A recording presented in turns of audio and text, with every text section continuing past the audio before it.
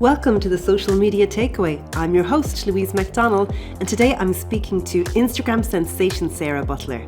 Sarah tells us an amazing story about how she lost her business during COVID, how she picked herself up and became an Instagram influencer and lost her account through being hacked, how she picked herself up and gained over 19,000 followers in one day alone, and now she has 170,000 followers and is a very successful cookery book author. If you want to learn how to grow your Instagram followers, you've got to tune into this episode.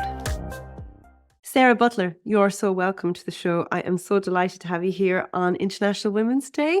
So high five you and thank you so much for making the time to be here. Everybody, you're in for such a treat today. Sarah is a brand ambassador. She has 170,000 followers on Instagram. And I actually hate saying that figure because I'm sure by the time this podcast is released, she'll probably have 200,000.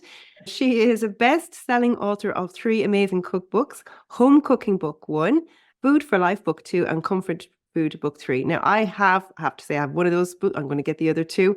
My daughter, who is 15, was so impressed. She took it up and she's like, wow, that is really good. And that's hard. And then she picked out a recipe and she said, will you cook this? And then she looked at it and she took it back and she goes, no, I'm going to do it. And I went, now, there you go, Sarah. That's the best compliment I can give you. Yeah. You're very welcome to the show. Thank you so much for having me, Louise. I'm delighted to be here, as you said, on International Women's Day. Yes. So I've given a little intro about you. Do you want to maybe tell a little bit about your story? Yeah, sure. So I studied graphic design and digital media in college in Letterkenny. And when I qualified and left college, I couldn't get a job because all the jobs required work experience, 5 years experience. So I set up myself from a back bedroom and grew my business to kind of a large format printing. Bought my big machines over a course of the years, moved into a premises. So I was able to large format print, pop-up stands, vehicle graphics, signage, billboards, all that kind of stuff myself. And I was also able to design them. So it was a one-stop shop, as well as brochures and flyers and all of that kind of thing, logos, corporate identity. So that was my business for about 15 years. And then as the kids came along, because it's quite a very physical job, you're lifting 8x4 sheets up on lifting heavy things. I'm being self-employed. I wasn't able to just step away from work for 6 months or 9 months. So by chance, I fell into wedding stationery. A friend of mine who's a wedding florist had booked a stand at a wedding fair, and the girl that she was to share it with couldn't make it. So the night before, I think I had maybe done one wedding invitation for somebody in that 15 years. The night before, she said, will you join me? I remember I was out to here pregnant with my son. I was probably 8.5 months pregnant. And I said, okay. So I designed up some invites, printed them out and brought them with me on the day. And that kind of opened another door for me of the wedding stationery. So over the next 6 years, I got into that completely, stepped more and more away from the signage because it was easier work. I could do it from home. I didn't have to be out on site, and was loving that, won lots of awards in that, and was really enjoying going to wedding fairs. So that was work going great. And then COVID came, and with the weddings been cancelled, work just stopped. And for the first time in my life, probably since I was 14, I worked, because we had a B&B at home. My dad was an auctioneer, so I always worked. I used to go from school down to the office, and my dad and my uncle shared an office. My uncle was in insurance, so everybody would leave a job out for me, whether it be bank lodgements or letters to be delivered or doing the post, and I get a few quid. So since I was 14, I had worked. And then at home, you had a B&B. There was always beds to be made or stuff to be done, yourself. So I did not know what to do with myself. I was lost. There was about 6 of us in the wedding industry that are very close: florist, DJ, myself, and we just would speak every day. This was in the depth of lockdown. We'd have a chat on WhatsApp. I'm out for a walk, and oh my gosh, what do you think is going to happen? And we had all worked our whole lives, so we were all going through this for the first time. So that was awful. And with that, I had my brides to deal with, because I had them on to me going, what do you think is going to happen? Because we were given dates. So we might allow 50 at a wedding in 3 months' time, or in 3 weeks' time, for example. So they were hanging. I was hanging, I was ready to press print on so many invites. I had posted invites the day of lockdown that I obviously couldn't charge my brides for because the wedding wouldn't happen. I had brides who lost their parents the week of the wedding to COVID. I had brides who had to cancel the day before their wedding because the groom got COVID or somebody in the wedding party got. It was unbearable. So you have all of these brides panicking. You're trying to keep them calm, as well as dealing with the fact that work has just stopped. And I know that we did get, which was great, the aid from the government. I can't remember what it was called. You got, was it a couple of £100 a week, which was great. But really, you're looking at your business just going, is this ever going to come back? What's going to happen? It took me until October to kind of come out the other side. I had a pony. We had bought a pony in lockdown. I show jumped all my life. We got out of the horses when we had the kids because there was no time. So we bought a pony in lockdown, 2 actually. And that kept me sane. I'd go down to the horses every day and hack up the road. And that had passed 4 hours until the kids came home from school. They were in school with their masks on. But I was at home and the house clean and every press polished and every room decluttered. So that got me kind of to November, I suppose. And then I kind of started to show little bits of my house. And I had made a lemon meringue pie, the famous lemon meringue pie. I always cooked, Louise. I always cooked. As I say to people, there is nothing any different now in my life, except I have to kind of look half all right. I always, because I'm online, you have to have a bit of makeup on and look nice. But I always cooked. It's not like I just took up cooking in COVID. I'm from very much a foodie house. My father was before he became an auctioneer, he was a butcher, a 4th generation butcher. And my mother is a fantastic cook and baker. She used to cook for local cafes and stuff and bake buns. And it was always food. And my grandfather was a baker. It was always food. So I just thought that everybody knew how to cook. I really genuinely did. So I had shown a picture of this lemon meringue pie I made, and my followers, which were my wedding stationery, was still Wedding Stationery by Sarah. That was my page. Yeah. They, everyone was in lockdown. They said, will you show us how to make it? So, and I only recently came across that very first video and went, oh my gosh, it's amazing to look back and see how you can just progress. My voice was shaking. The background was a mess, madness. But it's lovely to see that kind of, wow, you can really do anything. But this is what, better done than perfect, better published than perfect. Absolutely. Just start. Yeah, brilliant. Good start. A lemon meringue. Lemon meringue. So that started it then. And then I got such a great reaction. And I suppose I felt I had a purpose. And I'm very much, I don't know, as women, we need to be needed. And I love to help people. So I was like, okay, I can help people. I can't help them with the wedding invitations, but I can help them with their food. So I would, randomly say, I'm doing this, and have you tried that? And this is how you're picking a sauce, and this is what I'm making today. And it just grew and grew. Between November and February, I went probably from about 1,000 up to 10,000 followers, which was the aim of the game back then, because at 10,000, you could swipe up. If you remember, that was the 10,000 you were able to swipe up, which meant you could work with brands and allow your followers to swipe up to their website to potentially buy from them. Before 10,000, you couldn't do that. So on the night that I got 10,000 followers, I was delighted with myself and got a message from Instagram saying, you've been verified for 10,000. Click the link to get your badge. And in the excitement of it all, clicked the link, didn't think twice. It looked legitimately from Instagram. And when I was down in the room doing something and my husband ran down the hall, he said, what's happened? Your page is gone.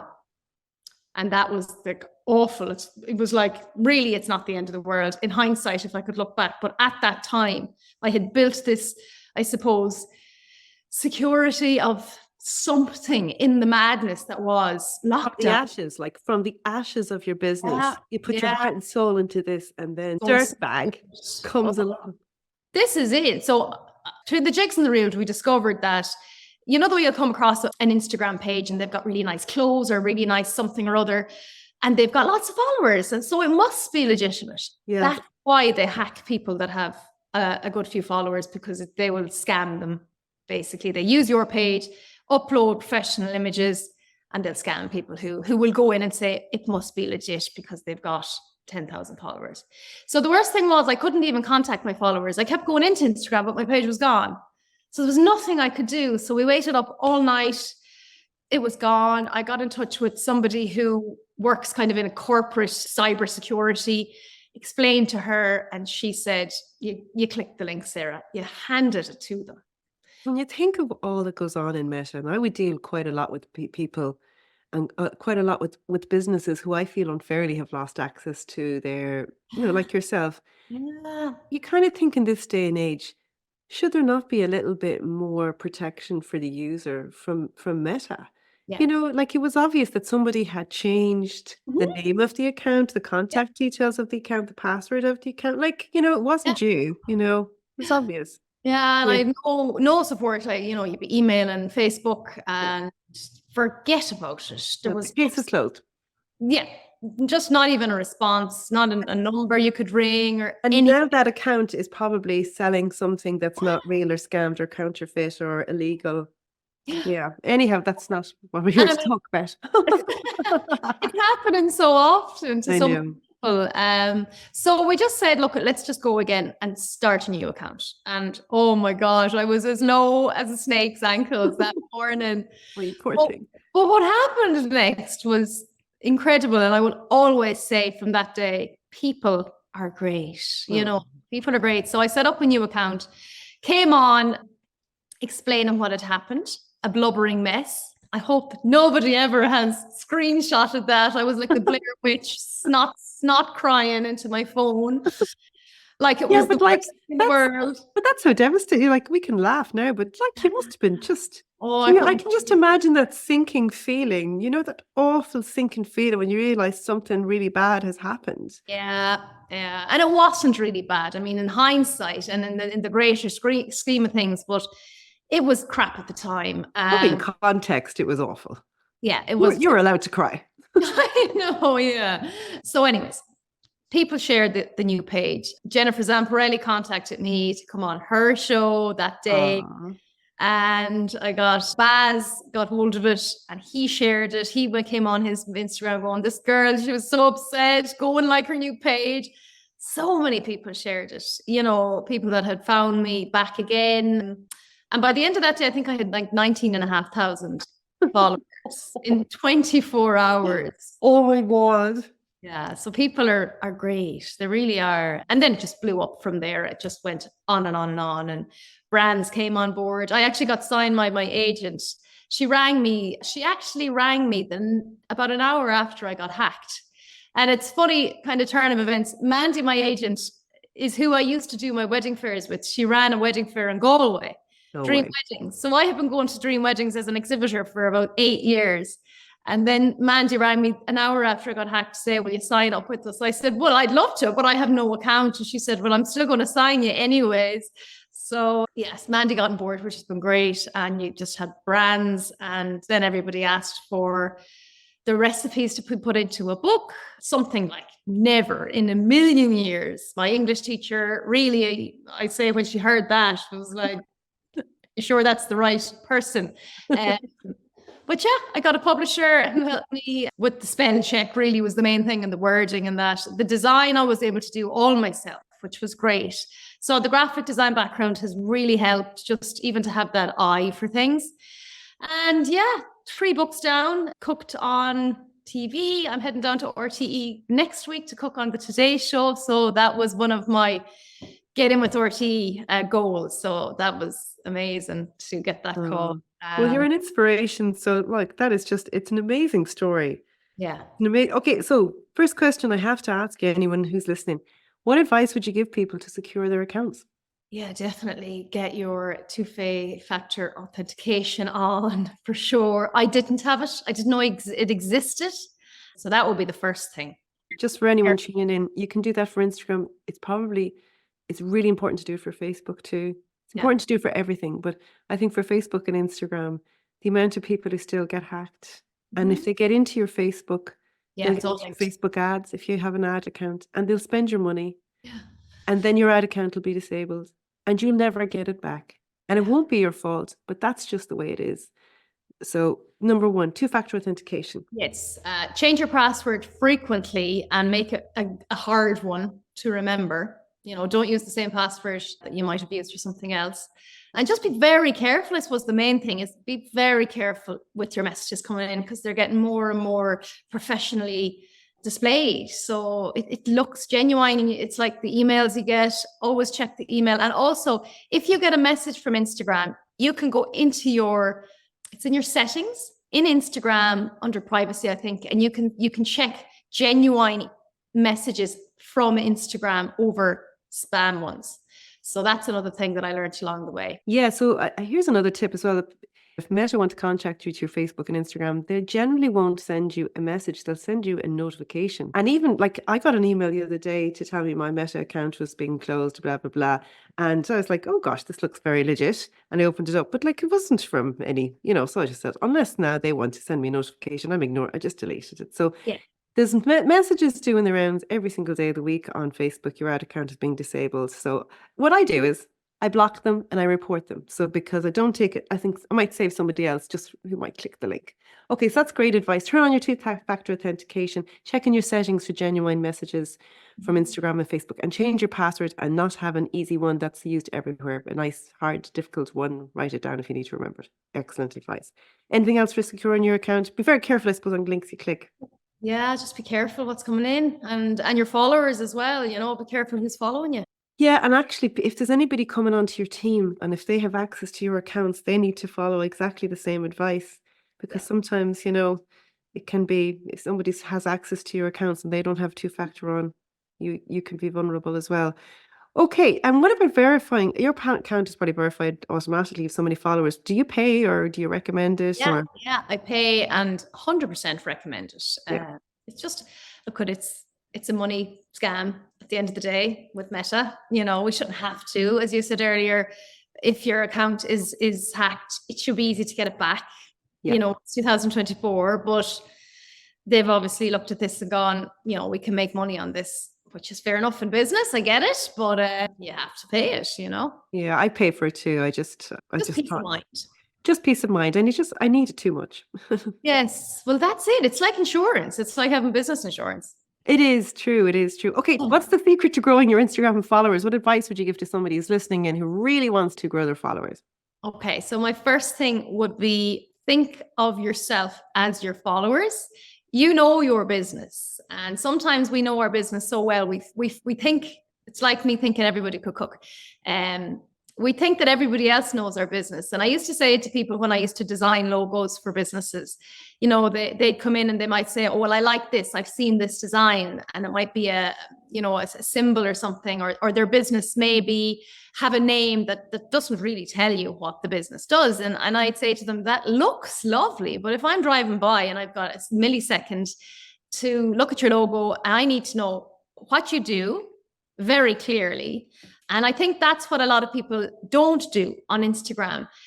They don't think like their followers. You know your business, but you need to tell your followers what you do. And you need to give them information that is educational and helpful. You can't beat them over the head. I can't come on every day saying, buy my books, buy my books. I give so much away, but you build trust then with your followers. They need to see what you're capable of first. So let's just say you are a window cleaner, so brand it well so that when somebody comes across your profile, they know immediately that you're a window cleaner. Give them tips. Say, try vinegar and water, or here's a handy hack for your windows. There's so many sales now. You've been hit by every angle. So consumers are on their guard. You can't walk down the street without somebody trying to sell you something. So they are. And I used to see it with the wedding invites at the trade shows. You'd look at them and they'd panic.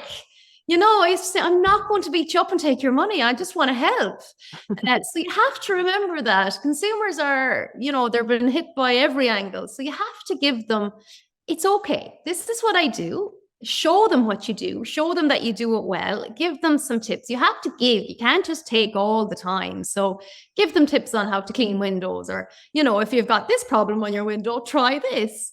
And by the way, I clean windows. And if you need someone to come and clean your windows, here's my number. But if not, here's some tips.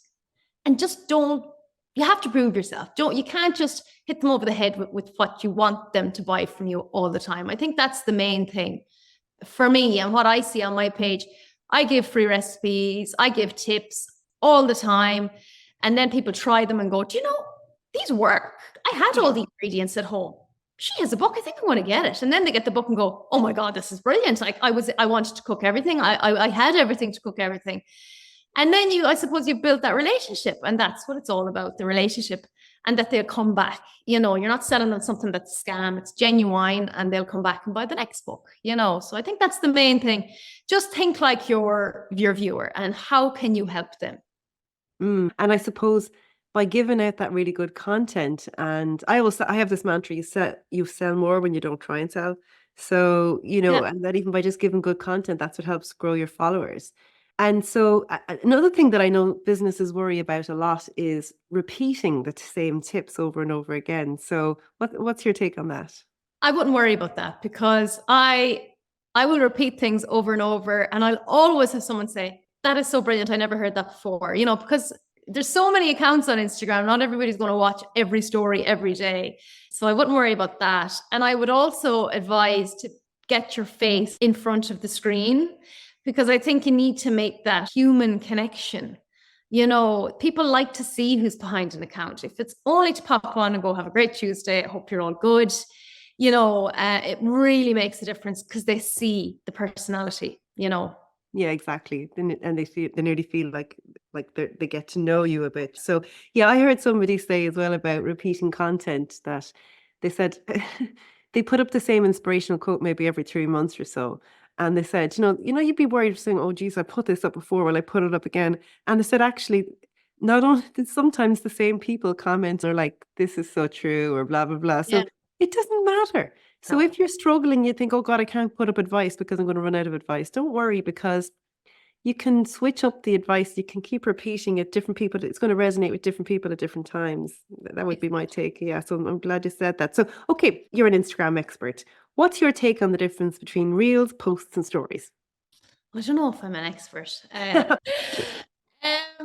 I think it's really important to mix up your content as well. So don't just do, and think of the day. It's Monday. I'm not going to put a salad up on a Monday. I'm going to put up tips on shopping, and if you're doing your food shop today. So that's another big tip, is think of the day. If the weather is bad, at the end of the day, we're all the same, or do a tip and give some advice, then a little, this is who I am, this is what I sell, and then maybe something funny, a little tip. Just keep it nice. So it's not, when you go on someone's page and there's just stories of them talking. That's my biggest pet hate. I will do one talking story. You'll very rarely see me over two, because I'm sick looking at myself, and I'm going, who wants to watch me sitting here talking about my day? I'll pop on real quick, keep it nice and easy breezy. But I think, unless it's something like a makeup demo that they have to, and that's fine. But these accounts that they just talk and talk, and I did this today and I did that today, and I don't know, maybe people like that, but I personally don't. I'm going, okay, I've got stuff to do here. Get to the point. The difference between post, stories, and reels, I think it's really important to do a mix of all three. I think Instagram likes to see that.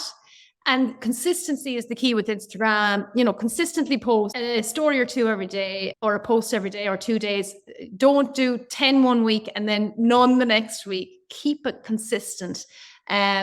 Also give your stories a break every so often. I always find if I give my stories a break for a day or two and I come back on, my viewers will go from 8,000 up to 30,000. So if I post every day and my stories never run out, you'll see your viewers get lower and lower. Yeah. I don't know why, and this is on my account, but if I just leave it for a day and I come back on, I'll hit 30,000 viewers. I don't know what it's about, but that's something I've noticed. So if you have a very important message to get across, give your account a day, just chill. When you do that talking to the camera, would that be the first one of the day? So are people more likely to click in if it's you on camera, and then they'll watch the other stories throughout the day? Or do you? Right. No, it could be just a funny meme or a recipe or me talking, but I do find giving it a break. Now, that's what I have found. Stories, I think, people are following you if they're really kind of watching your stories. I know you can watch stories if you're not, but if I'm following you, Louise, I'm going to see your little story icon on top. So that's more personal, I suppose. And how's your day? Here's a nice recipe. Here's a funny story. Here's whatever. Here's a tip. Easy breezy kind of, I think that works for my account. And then the posts, the reels are someone at home scrolling. So you need to catch them. I drop off, my viewer drops off at about 8 seconds. My reel, yeah, it's actually not bad. So you've got that 8 seconds to make them watch to the end. So a little tip that I do is, would you like to know how to make this lovely dinner? And show them the end product. So that you've got them, they're invested to see. I used to start my reels where I chop the onion, add it to the pan, and then you didn't see the end product until the end, but you've lost them. You know, if a reel is 60 seconds or 40 seconds, so show your product. Would ask a question. Do you want to save on your house insurance? Are you spending too much money? It's the typical sales stuff. Ask them, resonate with them. Do you find it hard to save time? Are you stressed in the kitchen? Do you find you're cooking 4 different dinners? And they're going, yeah, that's me, 100%. I need to watch this. So that's the very first thing you need to do in your reels. And then keep it quick, snappy. You can always do more details in the description because you don't want to lose them. Don't drag on. Attention span, I heard yesterday, goldfish have a longer attention span than humans. We have decreased our attention span by 50%. I can't do it myself. If I'm on my phone or if I'm doing work, I'm on checking my phone, or I can't settle. Now, that'll be me anyways, but really bad. So you have to remember that that's a reviewer. So that's the reels, that's somebody scrolling. So ask them the question. What can you give them that nobody else can? Or what can you offer them that they need? Stories, easy breezy. Hi, I'm Sarah, blah, blah, blah. And then grid posts are always good. The static kind of just a picture. I think they're just nice for the swipe right. You know, I do it with I'll have maybe 3 or 4 images of food and I'll ask, what's your favorite? The key there is to get them to hit. You know, when you're reading the description, ask again a question. Number 5 is my favorite. People never say number 1 is their favorite. Did you ever notice? Because they need to swipe. So you need your viewer to swipe. In your stories, use your call to action. That's where you have a little love heart that they tap, polls, yes or no, what's your favorite? All of that interaction. Instagram is going, okay, people are interacting here. Tap back to see that. Somebody's tapping back. That's good. You want them to tap back. So engagement. All about the engagement at the end of the day. And you just have to try and get in there as well, the tips and your business and your sales. It's a minefield, but if you stay consistent at it. I mean, I knew nothing about Instagram when I started. I stuck my head in Google and I just learned myself, but it's all about the engagement. Yeah. And so would you say like that reels are good for getting new followers and stories are good for engaging deeper with your existing followers? Yeah, definitely. Reels are good for your new followers. And you can actually see, it's great. In your insights, you can see the reels and how many followers you got from them. Yeah. And the watch time and the rewatch time. Yeah, I love that. Really good. Yeah, I love that insight and looking back and seeing what worked. You know, and some reels that you think are going to be brilliant just don't perform. And other ones, I have one of me making a load of pizza bagels with my hair thrown up on top of my head, no makeup on. I was talking across the island to my mom, and I think it's got like 2 million views. Oh, yeah, but I actually think you're not the first person who said that to me. I had somebody else on a training course recently and she was like, oh my God, my best performing reel ever. And she said, and I don't look great. And I'm like, but I actually think it's the fact that you weren't like, perfect, that it looked more authentic. I think, because I know I'd be like, I'm the worst in the world going, oh, I'm not doing a story today. I look crap. I can't do it to myself. You realise how much content I have to get done today because I've got makeup on, Louise.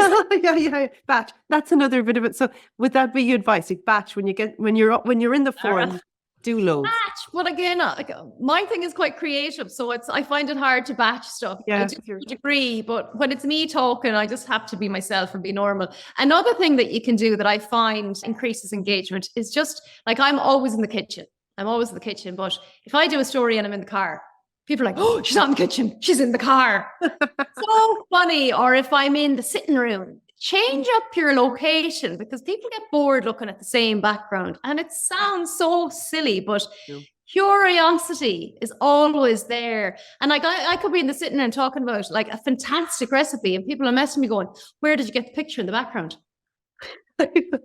People are nosy, and they love So to see. nosy. Yeah, they love to see what they don't normally get to see. To see. And I don't show my house at all. People are always like, "Can we see the rest of your house?" So I'm like, "No, you can't." I cut off the way. But yeah, it's funny when you change up your location, people are always curious. That is so funny. Any apps you'd recommend that if people are looking to? Splice is a great editing app.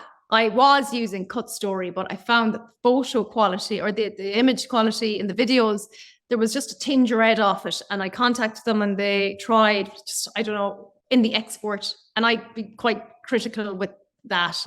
So I moved to Splice and I find it brilliant. Okay, brilliant.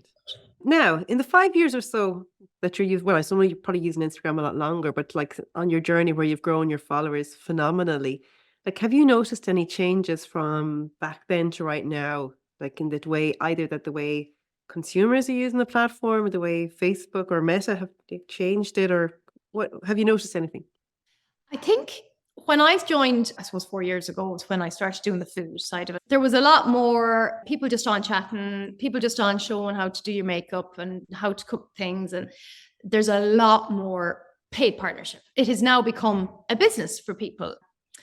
And I think people need to, I suppose, realize that it is a form of advertising now. Instagram is, because you'll have people giving out going, "Oh, I very rarely do paid ads. Luckily, my books are my baby. So, I don't have to have every story selling something to someone." And I think that's the key as well. As an influencer, I suppose, not as if it was a window cleaning business, that there's a lot of paid ads. And I think people get a hard time about that, but you have to understand it's a business. It's the same as advertising in a newspaper or on the radio. And as an influencer, I think we get too much hassle about that. It's like, why aren't we entitled to, if I'm good at selling things, why am I entitled to sell it and people to respect that? So I keep my brands very small. I'd maybe have 3 or 4 brands that I'd work with. I would turn down daily work. No, because I don't want to become somebody who's just selling for the sake of it, because that's not going to last. My account won't last. Separate the men from the boys, because there are a lot of people that are just selling, whether it be businesses, and I'm looking at accounts going, that's a really good product or service, but you're just overselling it. Tell me something about it. Even if it's something like, this is Mary and she's in our accounts department. She loves golf and has 4 grandchildren. Yeah, mix up your content a bit. Yeah, I think there's a lot of oversell, and I think you just need to try not to focus too much on that, and it will come. I think I was actually at the conference I was at recently. They were saying that I think Meta in general across all their platforms are finding it that ordinary people are sharing less and less content themselves. Yeah. So they're struggling for content within the platforms themselves. So, for anyone here that's a business, for me, that'd be like, there's an opportunity to create content and to, to stand out, but because other than that, when you go on, sometimes I just feel sometimes I'm watching cat videos constantly, and I'm like, what am I watching this for? How did I get here? Like, I know. Down the rabbit hole. Yeah. 20 minutes gone, And where do you think it's going to go? Where do you see it going? Where do you see it go in 5 years' time? It's so scary. And as a business owner, it's always good to have your finger in a few pies. True. So I've got my Instagram, I have my website, I have my YouTube. I rarely post on it. I've started TikTok. I think TikTok is going to be the next thing. And that's, as a 41-year-old and not a 22-year-old, that's scary, because it seems to be a kind of a younger platform. So I would say to anyone, have your account, but try and share to lots of different, share to Facebook. While you're at it, just if it means every morning, Instagram, Facebook, TikTok, throw something up. If it's the same video, don't be worrying about it. Just keep that engagement there. I don't know where it's going to go, Louise. That's where I'm really trying to, I suppose, get my name out there. It's great for me to get the RTEs, and I have a slot with News Talk every Monday. That's my aim, because I'm afraid that this could just stop in the morning. So always be mindful of that, work with networking groups, mix with people in your game. Like the nicest people I have met on Instagram are fellow foodies. We don't have to be competitors. We have to help each other. That's the most important thing. There's one actually that has blocked me from their account so that I can't see them copying my content. Oh, which is just such a shame for another woman. But all the others, have just been so helpful. It was another foodie that I messaged, Lily Berg. I said, what app do you use? My cut story is playing puck on me. She said, oh, Sarah, do Splice. It's brilliant if you need any help. They're all brilliant. Lily Higgins, all of them, even the higher end guys, Kevin Dundon. If I'll send him a message, he'll come back to me. I think foodies are like that, but they're just they're happy and creative. But I see a lot of cattiness in other industries, and I think it's terrible. Now, even when I was in the design business like that, I suppose it kind of depends on the person you are. I'm not really threatened. I'm happy in my game. I'm not trying to be anyone else. So I'm happy to help, and people are happy to help me. That will be another thing. Don't ever be afraid to ask for help. Don't be, I'm not asking her. Like I've messaged fellow foodies going, I've never cooked with this before. How should I cook it? Or whatever. And I'm not too proud to say, I have no idea how to cook this, or they'll come back and say, try it this way. Let me know how you get on. Or they might send me a recipe. And that's where you build your circle, So with Instagram, it could end in the morning, but make your people, find your friends, even if they are in the same industry as you, get together, help each other out. I think if you can do that, that's probably the biggest thing that I would say. There's enough work for everyone. That's so true. There's enough work for it. There's only so many accounts you want to work with at the one time. And, who's not to say people won't buy a million cookbooks if they like them. I would also say as well, and people know I'm going to say this, grow your email list, because that's what you want. Yeah. I used to do that actually. The trade fairs were great, Louise. I used to go to the wedding fairs. And if there is a fair that you can go to in your business, go to it. Because I know like my job is very different to your normal business, like what I am an online person. But if it was my signage business or my wedding stationery business, go to the trade shows, meet the people like yourself, offer the people at the trade show something. So I would say to them, if you book with me today for your wedding, you'll get 10% off. And if you don't, just give me your email and I can pop you down here for a raffle. I'm raffling a box of chocolates or a meal in such a restaurant or anything tiny. People will give you their souls if there's a possibility that they're going to win something as small as it is. I've done giveaways for over €2,000 and I've done giveaways for a book and I've got the same amount of interest.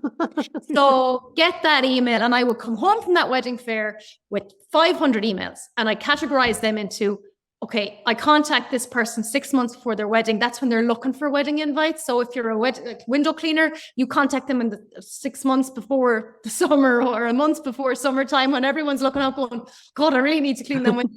Hit them then. There's no point hitting them on December. Nobody can. On a sunny day when they're looking at depressed. Yeah, but that's it. And it's as simple as that. Email them on the sunny day. When do people need your business? But definitely, I got so much work from those emails because people will come away from the fairs going, oh, Sarah, I lost your card or we saw so many people. Now I remember you. Definitely we want to book with you. We were just saying we need to get started because I'd say it's time to get started. You get their wedding date and kind of apply that into your business. When will they need you? And put them in there. And I'd send out emails every month, hi, you met me in Galway. I do this. This is what I can offer. And I probably would have got 70% work from those emails. Don't just go stand and hand out the card to people. That's not going to work. Exactly. Okay. You've had so many obstacles put in your way, but if anything, I think they just keep making you stronger. So what drives you? I love what I do. I'm a very creative person. And if I'm doing something that I don't enjoy, I just cry. I'll just sit there and complain for the day. My husband does my accounts because I would eat the paper they're written on before I do it. I can't. I'm just such a creative person. So I think you have to love what you do. There's no point otherwise because it just won't come across. I get messages all the time from people saying, it's so evident that you just love what you do. And I suppose you have to take everything and just run with it. And like, yes, as you said, there was lots of obstacles, but I will always take the positive out of it. And it definitely makes you, I'd be fairly stubborn now. So if someone said to me, no, you'll never do that, I'm like, I will see you there and I will do it 10 times better than you think I can. Believe in yourself. 100%, because people don't want to see you succeed. And it's amazing as you do. Your circle gets so small. It's human nature. Everybody loves the losers. Oh. You know, it's like, he's not a threat. She's okay. She's never going to, do better than me. But when you do, that's when you really see what people are like. And that's when you see the ones that support you and that don't. So put your blinkers on, have your plan, know what you want, and don't care what anybody says. I've had people say to me, well, clearly you don't eat the food that you make and things like that. And sure, you're not even qualified. I'm like, okay, that's all right. I can still cook a bloody good dinner. And so yeah, you have to be very, very tough skinned. That would be the biggest thing that I've learned on the Instagram journey, is that your circle gets very small. So you have to be very focused on what you want. I think you found your passion, and I think everything on your journey from even age 14 has brought you to this place where you're meant to be, and even when you look back, like what you studied in college is 100%, 150% relevant to exactly what you do now, except back in the day in college, this didn't exist, so you think of that and you think of all the work that you did, and even going to those shows and dealing with people and all of that just brought you to where you are. So I'm just so happy for you, Sarah. I'm just, you've done so well, and you're an absolute inspiration. Thanks. And I love the fact that you're just so open and you share all that you have to. And that's what's made you a success. So continued success. I wait to see. Every time I go out, I was like, oh, Jesus Christ, I've lost 3 followers and she's another 2,000. You start cooking, Louise. Oh, Christ. Then I'd have no followers. No, cooking wouldn't be a strong point for me. But no, look I love when I see people succeeding that work hard, and you work hard, and fair play to you. And so thanks so much for coming on and sharing all your lovely tips and advice and being so open, and best of luck again in the future. Thank you so much for having me. It's been so lovely to chat. And I hope that something that I've said will resonate with somebody and give them a little pep of their step with their business. And guys, I really recommend her books. They're absolutely amazing. And I love checking out her Instagram channel, and it's sending her videos to my daughter. I'm like, you should cook this. You should cook that. Yeah. I love that she liked the books. That's a massive compliment. And I'm still cool with the kids. That's good. Yeah, that's really good with a teenager. Thanks very much. And we'll see you soon again. Thank you so much, Louise. Talk to you soon. Thanks for listening to the Social Media Takeaway podcast. If you loved this episode and want deeper support with your marketing, head over to sellonsocialmedia.academy/hello.